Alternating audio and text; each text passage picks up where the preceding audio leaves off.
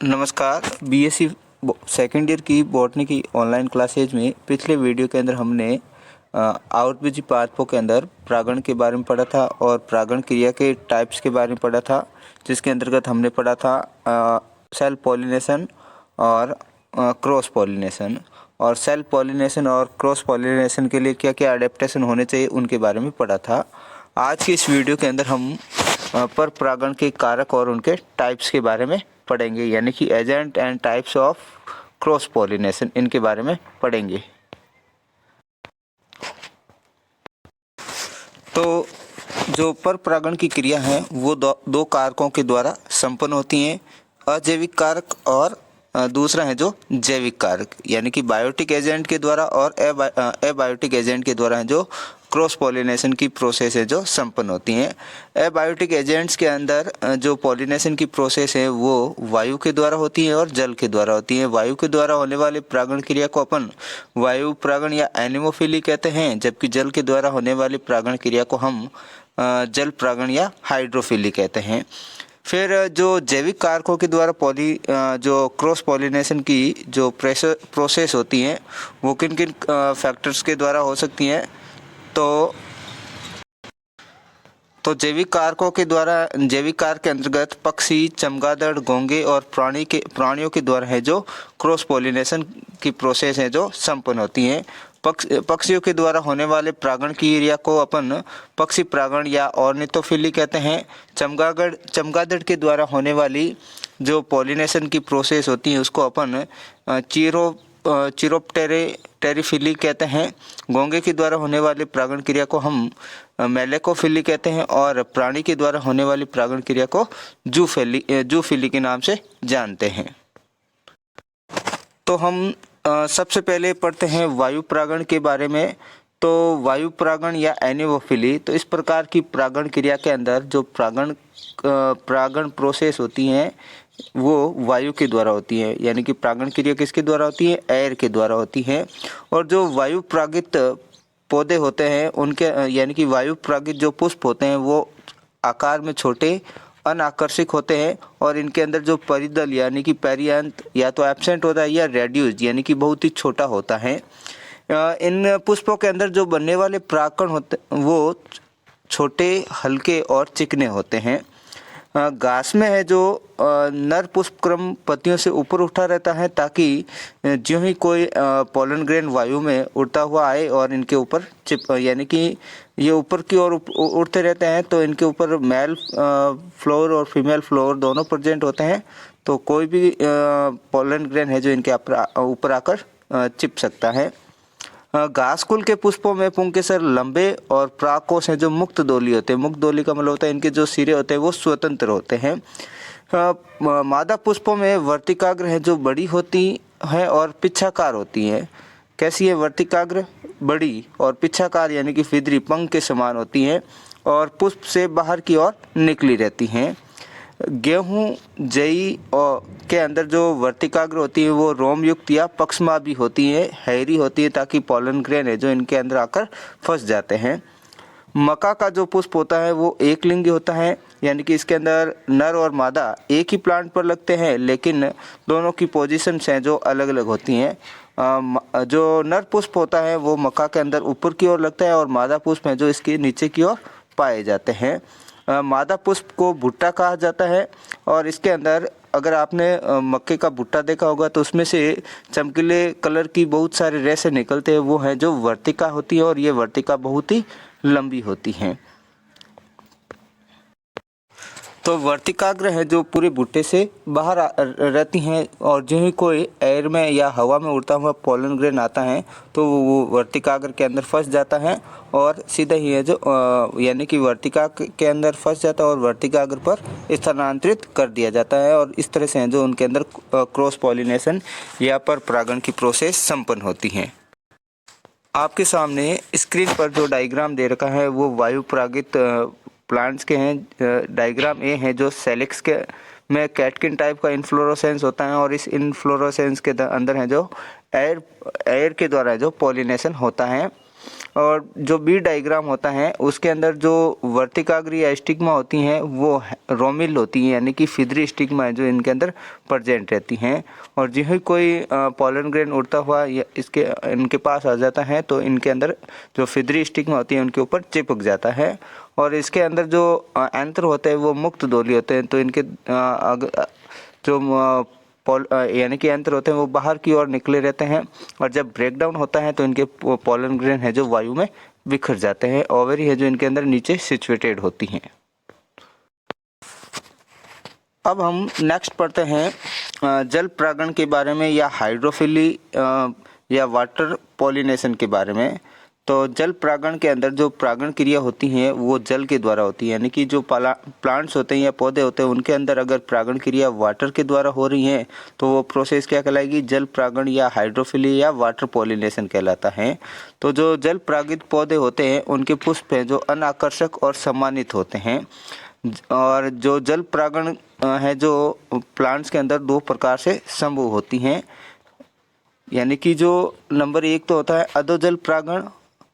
अधोजल परागण या इसको अपन हाइपोहाइड्रोफिली भी कहते हैं। अधो का मतलब होता है नीचे की तरफ, यानी कि जल के नीचे की तरफ जो पॉलिनेशन की प्रोसेस होती है उसको अपन अधोजल परागण कहते हैं। तो परागण क्रिया कहाँ संपन्न होती है, जल के भीतर होती हैं। जो जल निमग्न पौधे होते हैं जैसे नाजास, सिरेटोफिलम, जोस्टेरा, इनके ये जो पौधे होते हैं वो उभयलिंगाश्री होते हैं। इनके अंदर जो मादा पुष्प होते हैं वो कम संख्या में बनते हैं और इनकी वर्तिकाग्र और वर्तिका है जो परिदल पुंज से बाहर की ओर निकली हुई और नुकीली होती हैं।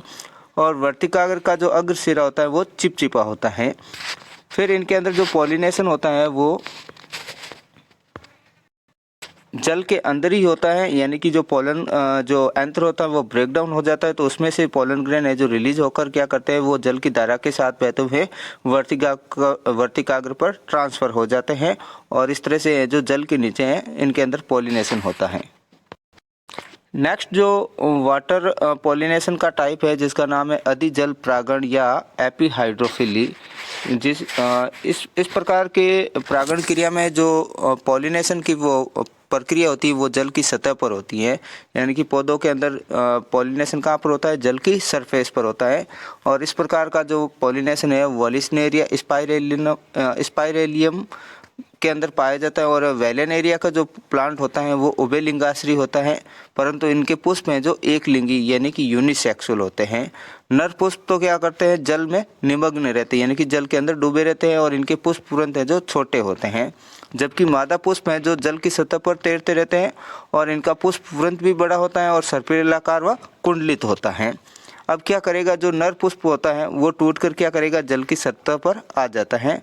और इसे जो नर पुष्प होते हैं उनसे जो मुक्त परागकण क्या करते हैं, जल की धारा के साथ बहते हुए वर्तिकाग्र के संपर्क में आ जाते हैं और इस तरह से इनके अंदर क्रॉस पॉलिनेशन होता है। जितने भी जो जलीय पादप होते हैं उन सभी के अंदर यानी कि हाइड्रोफिली या जल परागण की प्रक्रिया नहीं होती हैं। कुछ एग्जाम्पल्स हैं जैसे पोटोमेजिटोन और मीरियोफिलम जो कि जलीय पौधे होते हैं, लेकिन इनमें जो परागण की क्रिया है वो वायु के द्वारा होता है, यानी कि ये वायु परागित पौधे होते हैं। इसी तरह अलिस्मा व निम्फिया भी जलीय पौधे होते हैं, लेकिन इनके अंदर जो परागण की क्रिया है वो कीटों के द्वारा होता है, यानी कि ये हैं जो कीट परागित जलीय पौधे होते हैं। नेक्स्ट अपन पढ़ते हैं कीटों द्वारा होने वाले परागण क्रिया के बारे में, जिसको अपन एंटोमोफिली या इंसेक्ट पॉलिनेशन के नाम से भी जानते हैं। तो जितने भी प्लांट्स होते हैं उनके अंदर जो कीट परागण होता है वो जनरली मधुमक्खी, मक्खियाँ और पतंगा या तितली आदि के द्वारा होता है। और इसके अलावा लगभग 80% जो कीट परागण या इंसेक्ट पॉलिनेशन होता है वो मधुमक्खी के द्वारा होता है। जो कीट परागित पुष्प होते हैं वो आकार में बड़े, मकरंद युक्त, सुगंधित व भड़कीले रंग के होते हैं या भड़कीले या चमकीले रंग के होते हैं। अब नेक्स्ट पढ़ते हैं जो कीट परागित पुष्प होते हैं उनके परागण हेतु क्या क्या अनुकूलताएं दर्शाते हैं। तो सबसे पहले जो पुष्प का रंग है वो कीटों को परागण क्रिया के लिए अट्रैक्ट करता है, यानी कि कीट क्या करते हैं, उनको फलों को जो फूल होते हैं उनके रस चूसने के लिए उनकी तरफ अट्रैक्ट होते हैं। तो पोलन ग्रेन जो उनके बॉडी पर चिपक जाते हैं और फिर जब ये दूसरे फ्लावर के अंदर एंटर करते हैं तो वो पोलन ग्रेन है जो उनके दूसरे फ्लावर के स्टिग्मा पर ट्रांसफ़र हो जाते हैं। तो जो फ्लावर का कलर है वो भी कीट को अट्रैक्ट करने में हेल्प करता है।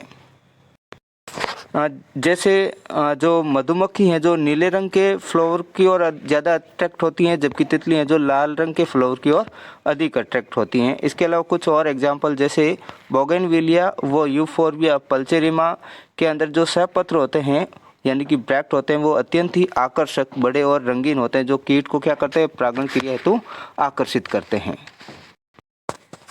इसी प्रकार लार्क स्पर जिसको डेल्फिनियम भी कहते हैं, इसके अंदर बाह्य दल पत्र यानी कि जो कैलिक्स होते हैं वो कैसे होते हैं, रंगीन और आकर्षक होते हैं। कैसे होते हैं, रंगीन और आकर्षक होते हैं, इसलिए कीटों को क्या करते हैं, पॉलिनेशन के लिए अट्रैक्ट करते हैं। फिर इनमें जो बाह्य दल पत्र होते हैं वो दलाब हो जाते हैं, यानी कि बाह्य दल पत्र क्या करते हैं, दल के साथ जुड़कर पेटलोइड हो जाते हैं। फिर इसके अलावा एक और एग्जाम्पल है म्यूसिडा। म्यूसिडा के अंदर एक बाह्य दल पत्र बड़ा होता है और ये हल्के पीले रंग का होता है और अत्यंत ही आकर्षक होता है, जो क्या करता है, कीटों को परागण क्रिया के लिए आकर्षित करता है। इसी प्रकार हंसलता या बत्तख बेल जिसका बॉटनिकल नेम अरिस्टोलोकिया एलिगेंस है के अंदर भी जो पुष्प में परिदल पुंज होते हैं वो नलिकाकार, रंगीन और लंबे होते हैं जो कीटों को परागण क्रिया के लिए अट्रैक्ट करते हैं। इसके अलावा दल पत्र जो रंगीन, आकर्षक तथा विशेष बनावट वाले होते हैं, जैसे कि ये द्विओष्ठी हो सकते हैं, तितली आकार हो सकते हैं या दलपट युक्त हो सकते हैं।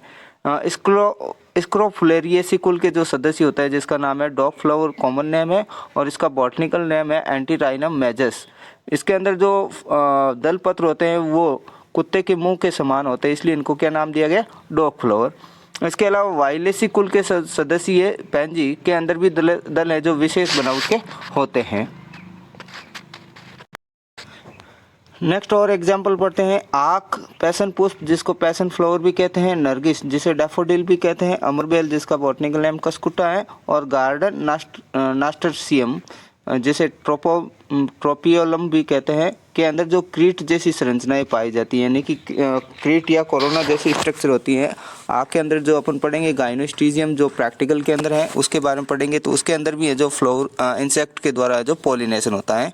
इसके अलावा बबूल व छुईमुई में जो पूतंतु व पराकोष रंगीन व आकर्षक होते हैं। आग के अंदर जो जायांग व कोरोना मिलकर क्या करते हैं, एक पंचकोणीय डिस्क का फॉर्मेशन करते हैं और जिस पर कीट पतंगे क्या करते हैं, विश्राम या रेस्ट करते हैं।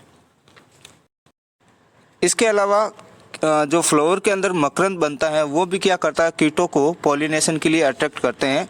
मकरंद है जो एक विशेष प्रकार का भोज्य पदार्थ होता है जिसको कीट है जो भोज्य पदार्थ के रूप में यूज लेते हैं और इनका निर्माण है जो मकरंद ग्रंथियों में होता है या नेक्टरी ग्लैंड्स के अंदर होता है और मकरंद है जो कीट परागण में सहायक होते हैं।